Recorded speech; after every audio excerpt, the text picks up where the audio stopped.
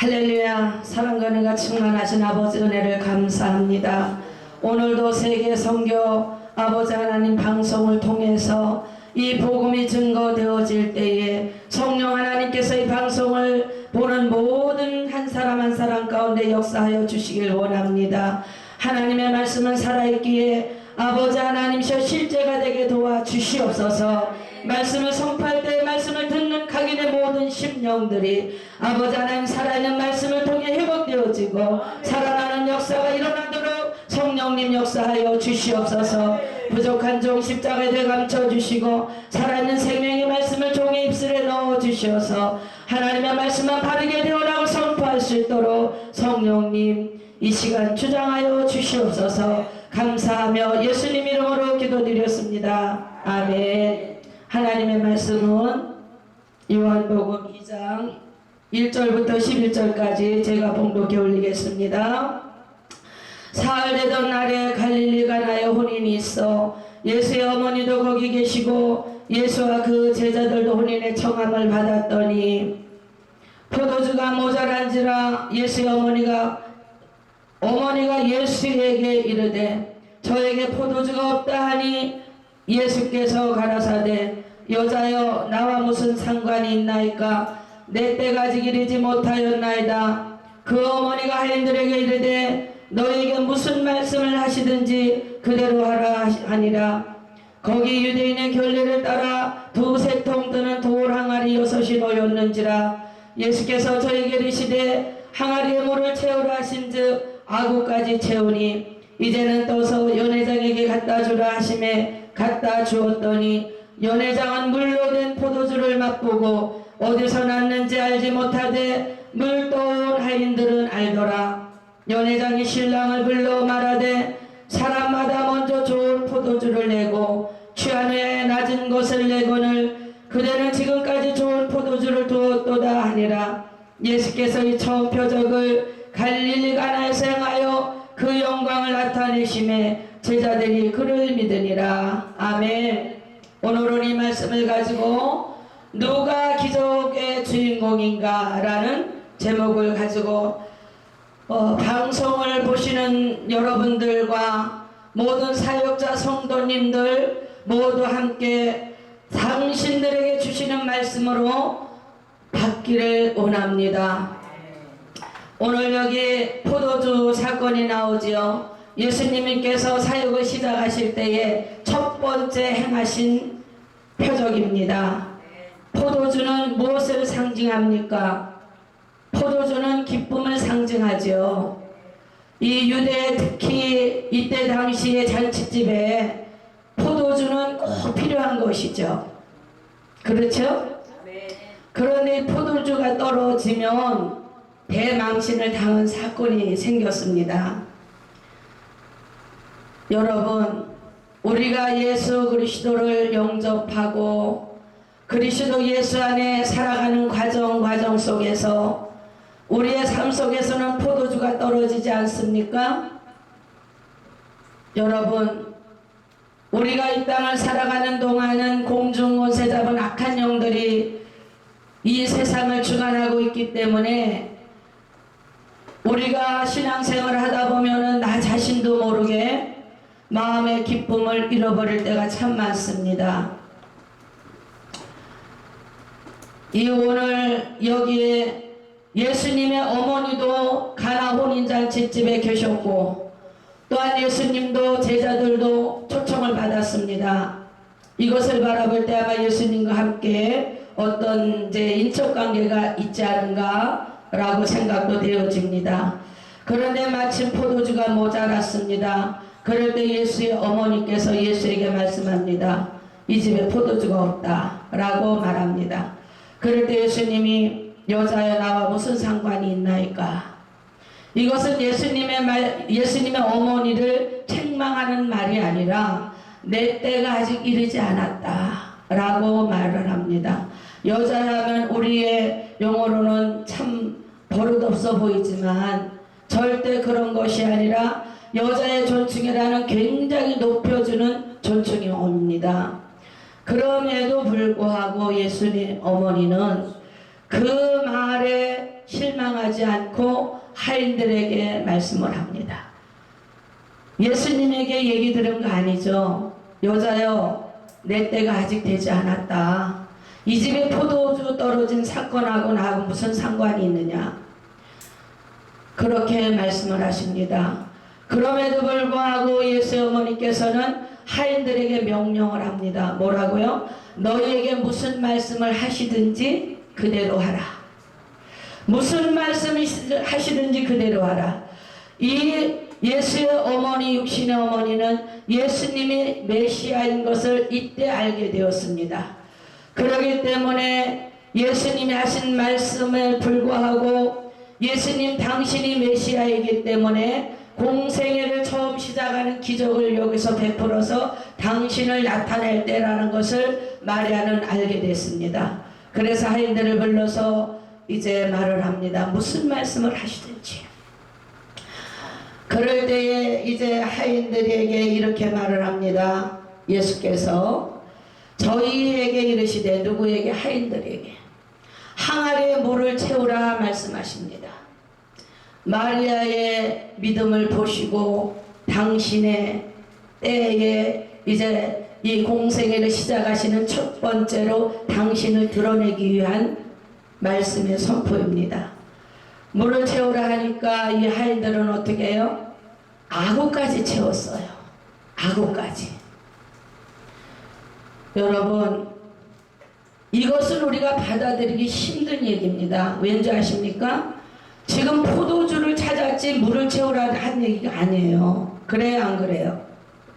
자, 지금 같은 이 시대에는 포도주가 다 발효된 게 많이 나와서 구입할 수 있지만 이때 당시엔 그것이 아니죠. 포도주를 만들려면 시간이 필요합니다. 여러 날이 걸려야 되죠. 포도주를 담아 포도주가 있어야 되고 장기간 이것을 발효시키는 시간이 있어야 돼요. 그런데 뜬금없이 예수님께서는 항아리에다 물을 채우라고 말씀합니다. 그럼에도 불구하고 하인들은 항아리에다 물을 갖다 다 채우는데 대충 채운 것이 아니라 아구까지 채웠습니다. 그러더니 이것까지는 또 했다고 합시다. 하인들에게 뭐라고 합니까? 이제는 떠서 연회장에게 갖다 줘라. 자, 여러분, 우리가 말씀을 받을 때에 현장 속에 한번 들어가 봤으면 좋겠어요. 이 하인들은 자기의 목숨이 걸려 있습니다. 아니, 연회장에게 자기네가 갖다 본 거 알잖아. 맹물인 거 알잖아. 포도주 아니죠? 그런데 떠도 연회장에 갖다 주래. 물 달란 게 아니고 포도주를 달라고 했는데, 여러분, 포도주가 물로 변한 사건이 언제 변했을 거라고 생각하세요? 저는 떠서 가져가는 동안에 포도주로 바뀌었을 거라고 저는 생각을 합니다. 도저히 이 사람들은 이걸 순종할 수 없었어요. 그러나 무슨 말씀을 하시든지 그대로 순종하라는 말씀에 붙잡혀서 하인들은 순종을 합니다. 그런데 놀라운 일이 벌어졌습니다. 연회장이 포도주를 먹어보고는 감탄을 합니다. 그 주인공 신랑을 불러옵니다. 다른 사람들은 처음에 정신이 말똥말똥할 때는 질 좋은 포도주를 주는데 지금 이제 한참 흥겹게 들어가 좀 취기도 있고 이러는 데는 좀 질 안 좋은 것도 내놓을 텐데 당신은 지금까지 좋은 포도주를 두고 대접을 하느냐라고 신랑을 불러 칭찬을 합니다. 제가 이 말씀을 보면 옛날에 어떤 이제 옛날에 다방 막 있잖아. 다방 가는데 다방에서 이렇게 우유를 팔지 않습니까? 물을 타서 파는 거를 제가 봤어요. 이렇게 다른 곳에서는 처음에는 좋은 걸 주지만 어느 정도 취기가 있을 때는 좀 질이 떨어지는 것을 대접을 하는데 여기는 그대로 처음 것과 똑같은 것을 준다라고 칭찬을 합니다. 여러분, 그런데 예수님이 뭐라고 하셔요? 11절에 보니까 예수께서 처음 표적을 갈릴리가에서 행해서 그 영광을 나타내심에 제자들이 믿으니라. 오늘 이 사건을 누구에게 믿음을 주시기 위해서 이 사건을 이루셨습니까?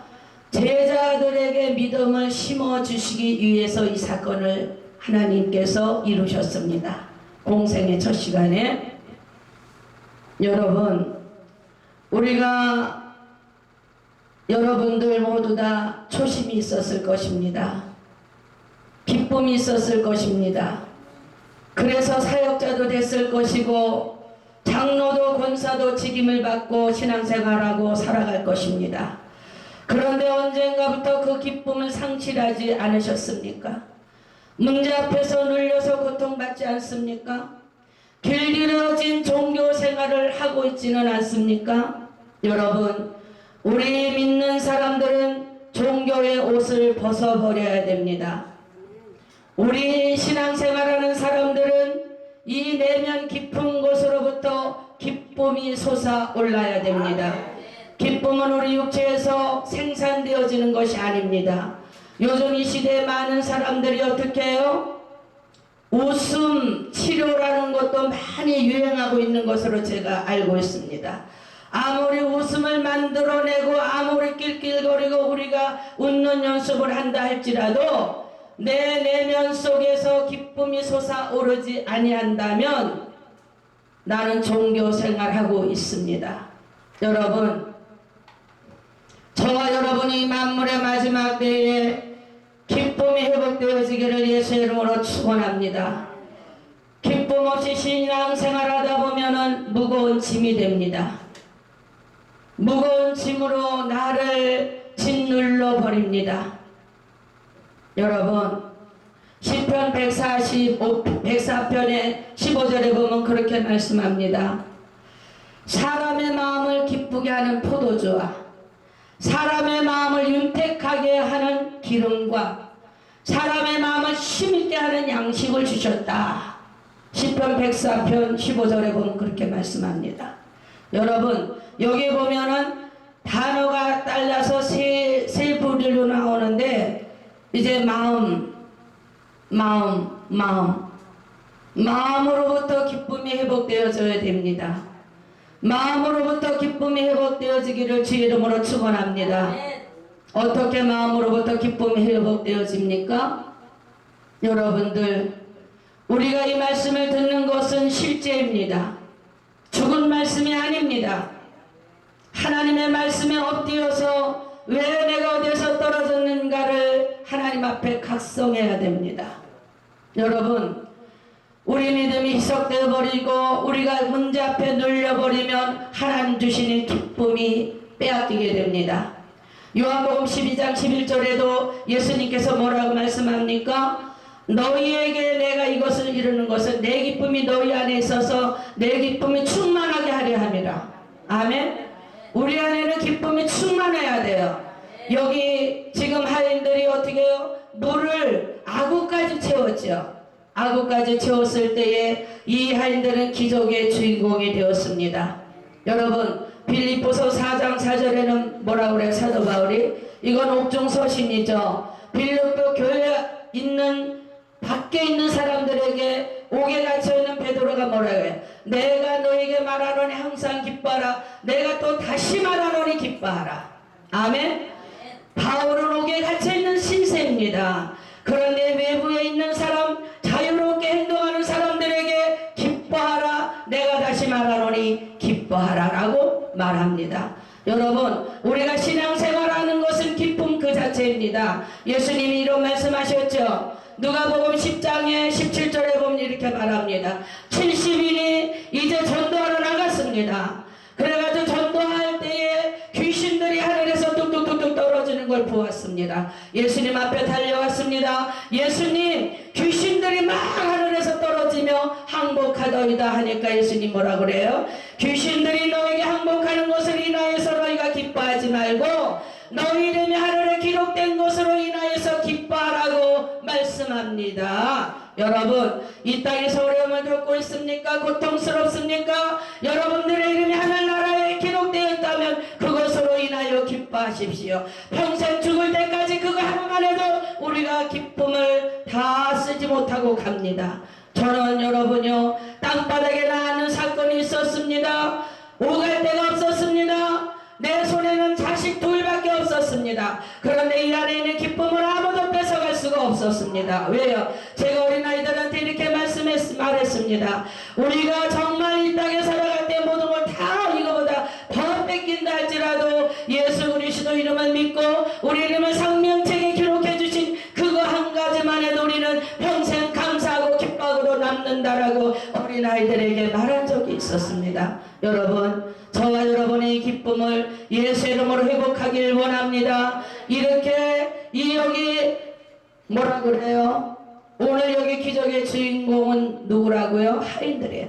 물떠온 하인들만 이 비밀을 알게 됐습니다. 연회장은 높은 자리에 있었지만 이 비밀을 몰랐어요. 여러분, 우리가 낮은 자리에 내려가서 말씀 앞에 순종하고 나갈 때에 기적의 주인공이 되고 하나님의 비밀을 알게 될 것입니다. 아멘. 주의 이름으로 축복합니다. 저 여러분이 이 만물의 마지막 때의 기쁨이 회복되어 성령의 기쁨을 누리며 나가기를 예수 이름으로 축복합니다. 사랑과 은혜가 충만하신 아버지 감사합니다. 오늘도 두서없이 하나님의 말씀을 선포했지만은 하나님의 말씀이 실제가 되게 도와주시어서 이 방송을